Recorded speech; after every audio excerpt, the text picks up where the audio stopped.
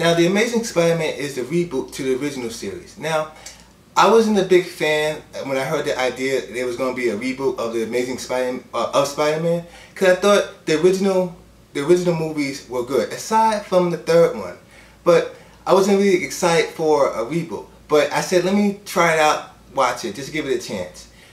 And this reboot stars Andrew Garfield. Now, he takes over the title role from Tobey Maguire. Now, Tobey Maguire was a good Spider-Man. I enjoyed his portrayal of Spider-Man. What I thought Tobey Maguire missed a little bit is the quirkiness and the geekiness of Peter Parker. And I think Andrew Garfield played the title role of Peter Parker / Spider-Man. He did a good job doing it because he gave a new depth to Spider-Man as Peter Parker. He was quirky, he was nervous and shy. He was kind of like a loner type character in the movie. What the original Spider-Man kind of did miss out is that Tobey Maguire in the movie was kind of bulky. Now in the comic books, Spider-Man is kind of like long and lengthy and like an athletic type. And in the original Spider-Man, in the original Spider-Man movie that came out, it kind of made him look like a bodybuilder. Now in the comic books, he's more of an athletic type. And in this movie, they really slimmed him down, and which couldn't hurt.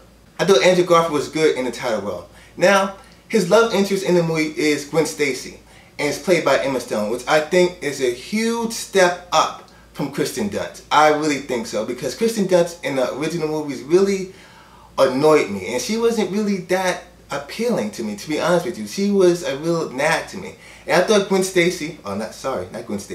Emma Stone was a good choice as Peter Parker's love interest in the movie. She had like a little attitude to her. She had like self-awareness. She was like, she knew how to handle her own. The story of Spider-Man in this movie is kind of like a rebooted origin story for Spider-Man. And it kind of like delved into the aspect of his parents, why they left and why did they leave, and how he affects him, and how that affects him as Spider-Man. And I noticed that nowadays movies, or comic book movies nowadays, are trying to go down the Christopher Nolan type, trying to make it a lot darker and not too gimmicky, not too lighthearted.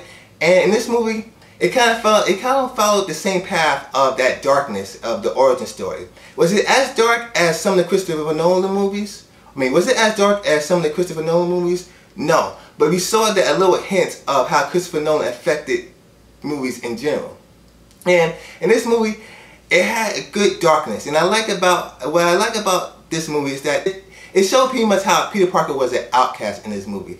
And it went down a darker tone than what we usually expect from comic book movies. You saw the darker side of Peter Parker, and I thought that the movie really nailed that to a T. Now, the villain in this movie is the Lizard, Doc Connors.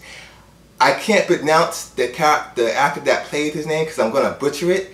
But I thought he did a good job in the movie. Now the Lizard in this movie, the CGI in this movie looked great or amazing in this movie. And the CGI I liked. And the Lizard looked like a brolic steroid dude in this movie. He looked like really bulky and big.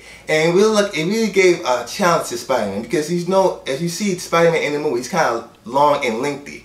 And it gave Spider-Man a real physical challenge. Now, The Amazing Spider-Man is an overall good, solid movie. Can I compare it to the original Spider-Man? Yes, I can, but then yes, I can't. I'm still torn between.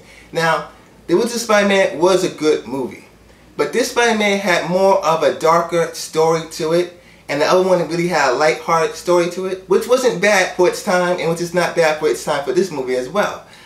But in this movie, it didn't have a lot of action, but it made up for it in story.